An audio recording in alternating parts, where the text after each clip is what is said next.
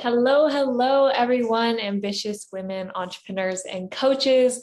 I am so excited for today's live. As you can see, we have a special guest, Shannon, here with us, and she is a business clarity coach, specifically for mothers. As you can see, Shannon is a mother, and we're going to be talking on the topic of what it looks like for us to start a coaching business, being that we are in different positions, Shannon being a mother, myself not being, but how a coaching business benefits us both and the time freedom it allows us to have. Shannon, I would love for you to introduce yourself in your own words, who you are and who you serve. Aw, thank you. I'm really happy to be here. I love Emily. She's amazing. My name is Shannon Eddins, and for those of you that don't know me, I am a business clarity coach, and I help ambitious moms and women start up a profitable coaching business. The reason I like to focus on moms specifically is because since I am a mom, I have two girls, and it can be pretty crazy, starting up a business and being a mom at the same time and not exactly knowing how to juggle everything. And that's why I like to add those aspects of your actual life into your business as well. And I like to show them that you can have your kids on you while you're doing lives, or, go on calls with your kids in the room, or do a lot of things even though you're a busy mom. So I'm really excited to be here and, talk with Emily about this topic, because I have a lot of people that ask me about how to even get started and what it kind of looks like. Yeah, and I love what you say there, with mothers specifically, having your kids involved in your work is often unprofessional, right? Yeah. Or we're used to the thought of that, separating that kind of thing. But you can, bring your kids into your life. And often that's why people want to start a coaching business. They want to Yep. spend more time with their kids. So what's the difference between being at your 9 to 5 if you shut your door and aren't able to spend the time that you would like with your kids? And I love how you're so good about sharing the good and the bad. There's a Yeah. lot of people that are only out there sharing when everything's going smoothly. Yeah. But you like to share the real. And I think that's also why you've been able to connect with your audience in the way you have. I know you have very genuine conversations with people, and not everybody has that connection with their audience. And I think it has to do with the fact that they're not coming across as human as you do when we share our mistakes and what's not going for us, because that's when we're vulnerable and that's when people are really resonating with our message. Do you find that a lot of people open up to you very quickly in the Yeah. DMs or on calls? Yes. Actually, before we got on this live, I had a mom that I'd been trying to help for a while, with work from home resources and stuff. And calm down. I have a puppy here too. She was looking for work from home resources, and I sent her, my free information. And then she reached out to me tonight randomly. We would talk occasionally. And she was like, I keep seeing your coaching business stuff, and I really love helping people too. And you're really inspiring me. And I want to talk about this with you and see if this is an option for me.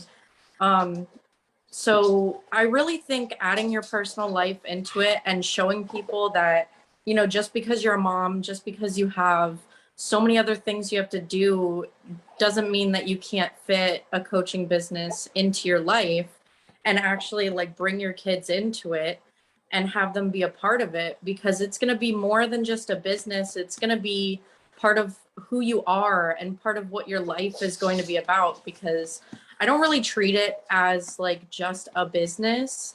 For me, it's really a whole life change, and it's something that I incorporate in my everyday life. And I think that's really one of the biggest differences that I have compared to Other people, because they kind of want to leave things out of it, because I know it's good to set boundaries. But I started my business so I could be with my kids. So I want them to be a part of it too, because I really love, what I'm doing. So why not? Of course, there's times where you want to separate things and do things without them on you. But that's another thing too, is that the business gives you the financial, freedom of decision to where you can choose when, you want to do things by yourself and when you want things with your kids, and you don't have a boss that is telling you you can or can't do something. Yeah. I mean, I always say, like, when you have your own business, you are the boss. And sometimes we forget about that. Like, we think we set so many rules for ourselves, or we have to do this, we have to do that. Well, who said that? We said that. Like we set the rules, and same things go when a coach tells you something. Not saying go against your coaches, but I'm saying at the end of the day, as a business owner, or as a solopreneur, or as a coach, you get to have the choice of the actions you take and where you spend your time, and finding a balance, of course. For me, finding a balance has been more so in my relationships, in my self-care, and then in my business. So, with my family, with my friends, with taking care of myself, taking time off work, that's where I've had to really work on my boundaries. But of course, as a mother, you have to work on your boundaries of, also, like, with the parenting thing, like, okay, can you take the kids at this time so I can focus on this?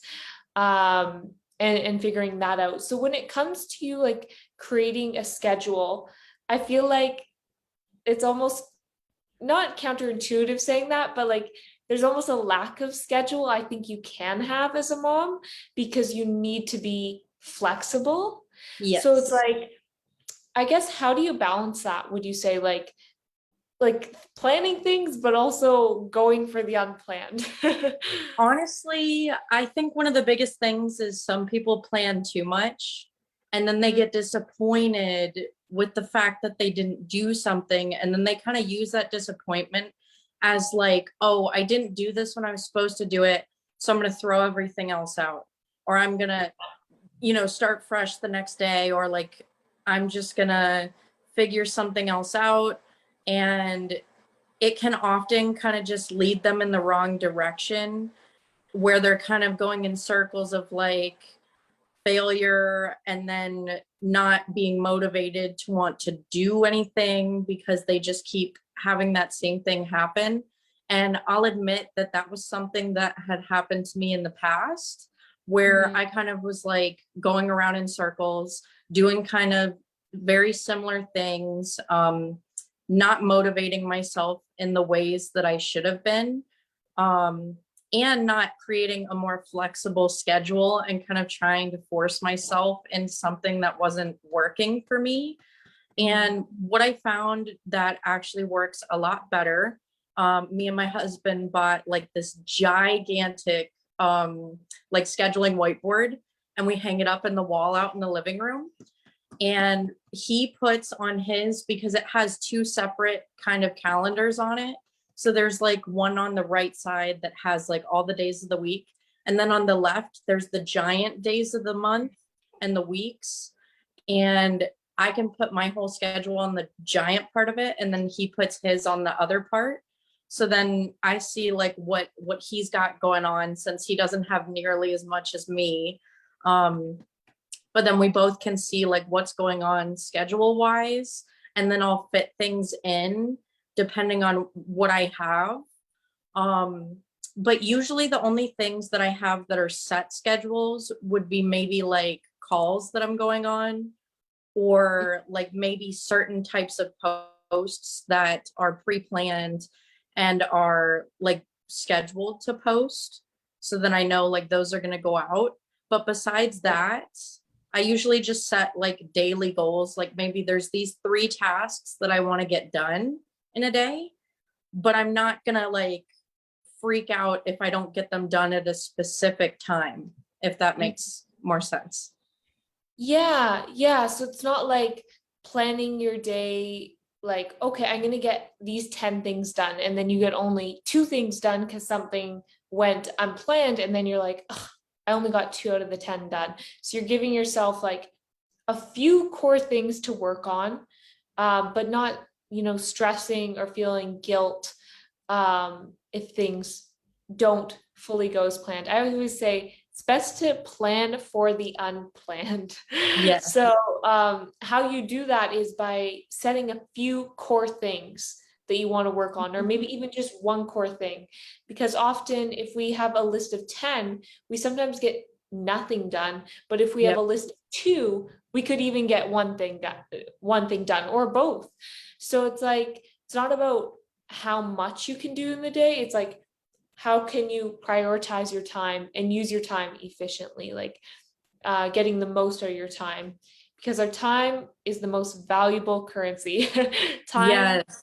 is like so precious, and so you want to be spending your time where it's working for you. And this is why I think people get so frustrated also when it comes to growing their business at the beginning, because they can spend hours and hours and hours. I know I did 12 plus hours a day and not see the results. And it was because I was doing a lot of busy work. So work that Mhm. wasn't actively generating me leads or clients. And so I was working, but me adjusting my graphics, me working on Yes. questionnaire, it isn't what's signing me clients. It's important and we have to work on these things.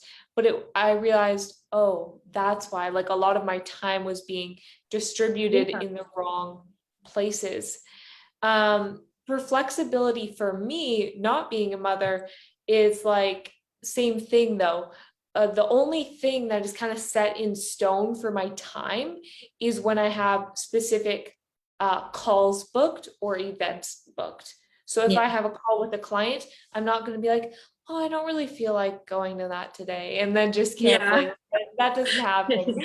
But but other than that, it's pretty flexible because I'm perfectly fine with working in the evenings, in the morning, midday, and I like switching it up. Yeah. I don't work Monday to Friday. I don't want to say work when I want, but kind of work when I Kind of want. a free for all. Yeah. Um, because it's what works for me and it's what I enjoy, and it also allows me to have downtime when I need it and not push myself when I need to recharge. Because Exactly. if I'm pushing myself when I'm already running on low or empty, the work I'm producing isn't the kind of work I want to do. And Yeah. what would take me 5 hours running on empty would take me 1 hour if I was fully charged. So take the time to recharge. Um, I guess one thing I would have a question for you about, because I know working with mothers, the subject of mom guilt comes up a lot. And so how would you say you deal with mom guilt and setting those boundaries and still finding time for yourself and your business? So this is definitely an interesting topic because I hear it a lot with the mom guilt. And honestly, I found that one of the biggest things that was making me feel guilty as a mompreneur was that I wasn't being authentic to myself and doing the things that I wanted to do to run my business and be present with my family. Like I wasn't being honest with what I wanted and Mm, how I wanted to do it. And I was kind of copying like a lot of other people that I saw on social media, that things like certain things worked for them that should have worked for me, or at least that's what I thought. And I see mm, a lot of people kind of get caught up in the what they need to do and not the how they need to do it. And that's why I had to be like, okay, I need to snap out of this. I need to do what is going to work for me specifically. And yes, I can use certain things like the foundation of things, um, and maybe the fundamentals of what people are doing. But I need to be true to myself. I need to be true to my business. And I need to find out like what is going to work for me. So for instance, like there's a lot of people that like plan out pretty much like everything, like we were saying before, people planning a lot of things out.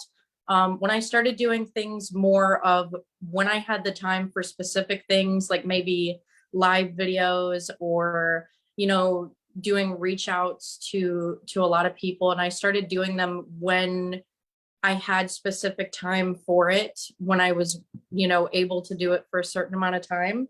And I started prioritizing like those things when I had the time for it.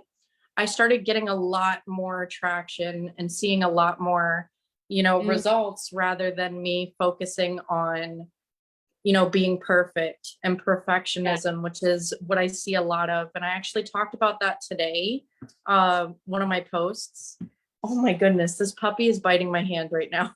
But I posted a picture, of one of the photos that actually was supposed to be like a professional type photo, because a lot of people you see that are successful or claim to be super successful in the coaching businesses have like all these like perfect pictures of them like in suits, and I'm like, that is not reality for many people. I've seen Mhm. a lot of coaches that are successful or that could be very, very successful that keep on trying to make all these very unrealistic, professional looking posts or pictures or reels or stuff like that, instead of actually focusing on just doing it and just Mm, getting it done and having fun with it, because it yeah. should be fun. Like, you shouldn't feel like, oh, I have to do more reels or I have to make more content.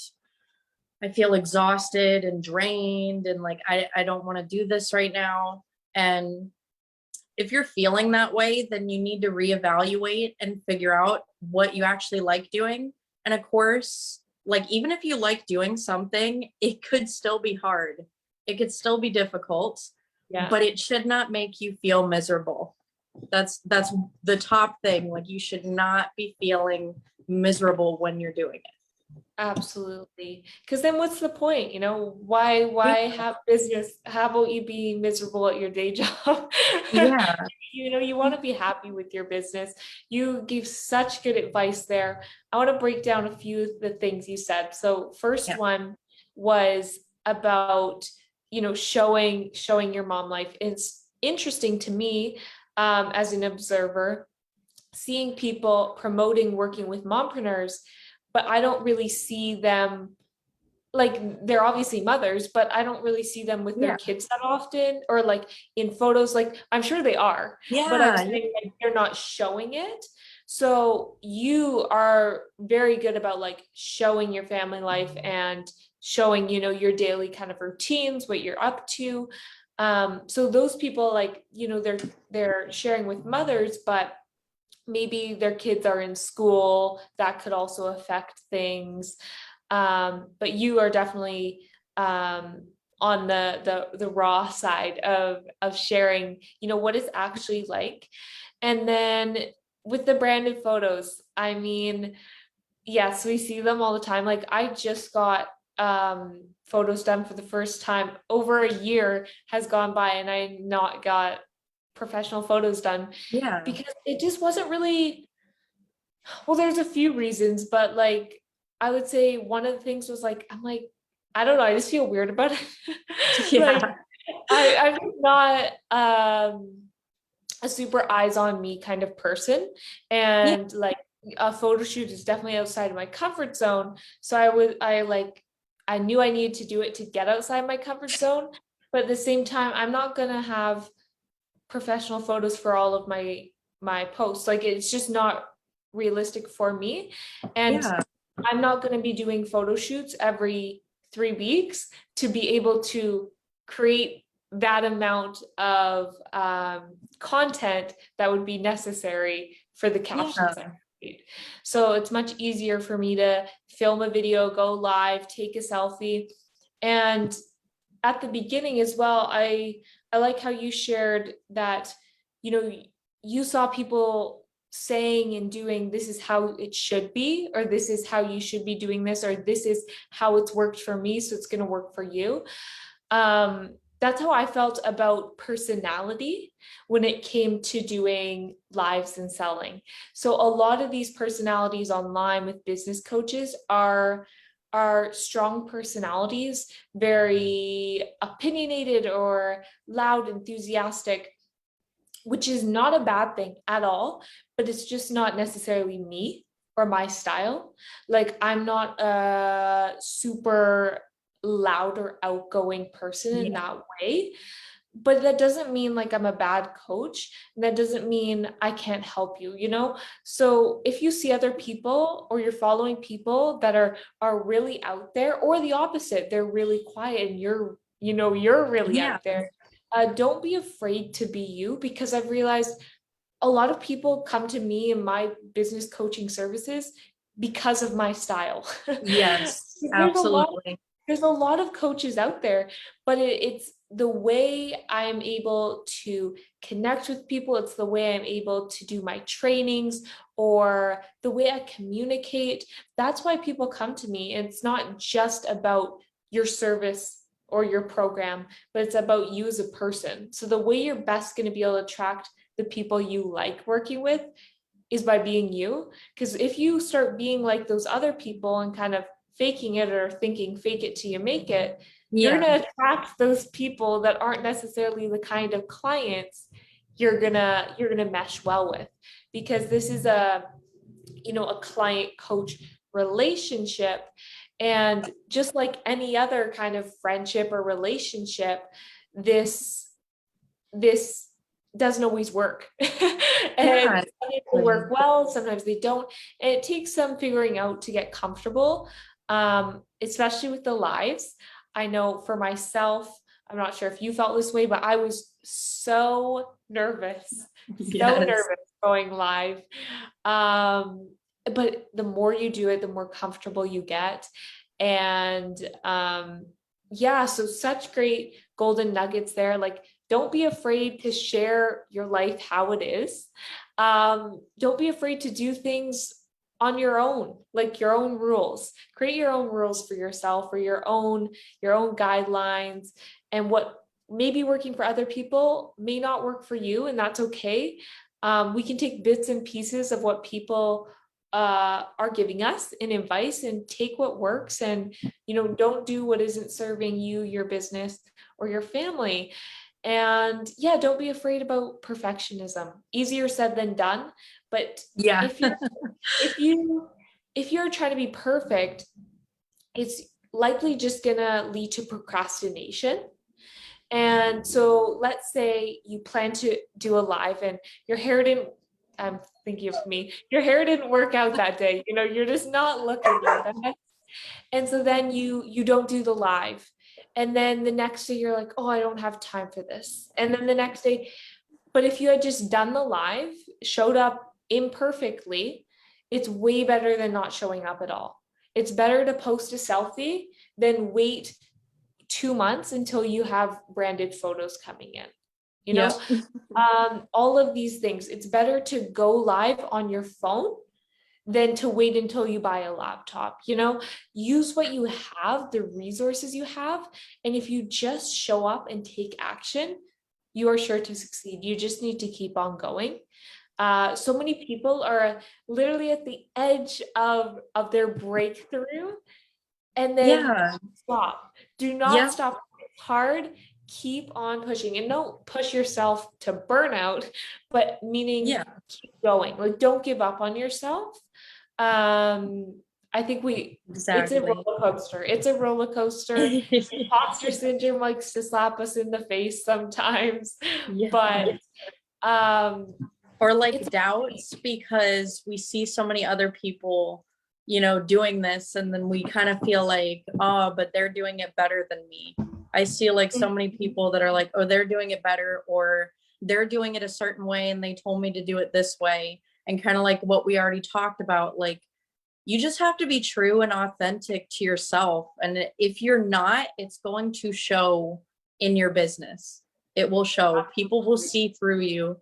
People will feel it.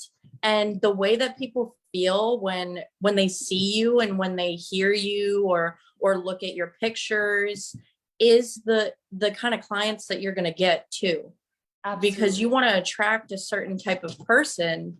And I mean, if you're trying to look professional in every single photo and you're trying to be perfect in every single photo, and then you get perfectionists that aren't 100% happy with like maybe the work that you do, maybe you're an amazing coach and you help them with something, but they don't see the value in you because they want everything to be 100% perfect.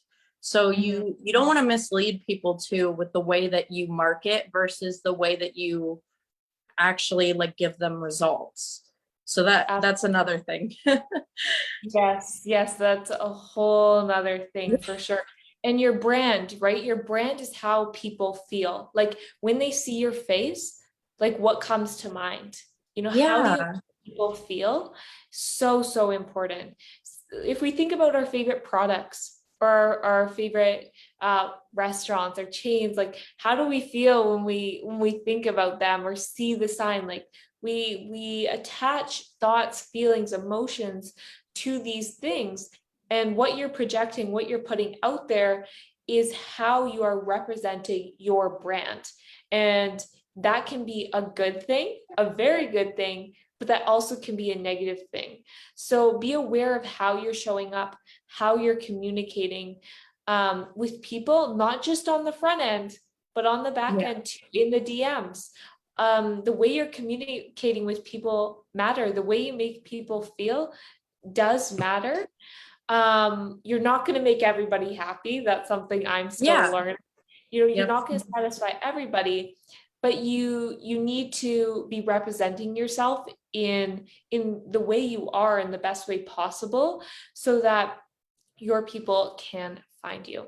Well, I want to thank you so much, Shannon, for coming on to today's live. I can't believe how much good advice you had for us today in my group. I'm so excited for more of my members to see this on replay. If you guys have any questions for myself or Shannon, please drop them in the comments because we can reply to you after the time. You can connect with Shannon. Shannon has a group. Can you let my group know where they can find you best? Yeah. So again, my name is Shannon Eddins. I have my personal profile, which is under my name. Or you can find me in my Facebook group, which is Ambitious Mom Coaches. And I'm super excited to be in this group and, you know, collaborate with Emily because she is an amazing coach. And I look forward to connecting with everybody and, you know, communicating in the chat below too. So definitely leave some comments. Yes, awesome. Okay, well, have a great rest of your week. It's like midweek now almost. Yeah. And yeah, take care. I hope your family is doing well, staying healthy. Thank you. I hope everybody has a great rest of your week. And I almost forgot though, I'm super excited. I'm doing a local event actually for like mompreneurs near me. So I'm really excited about that. So Awesome. See, you guys can even take your coaching business offline. You know, these connections happen offline too. So definitely let us know any questions you have, and we'll see you soon. Bye for now. bye everybody.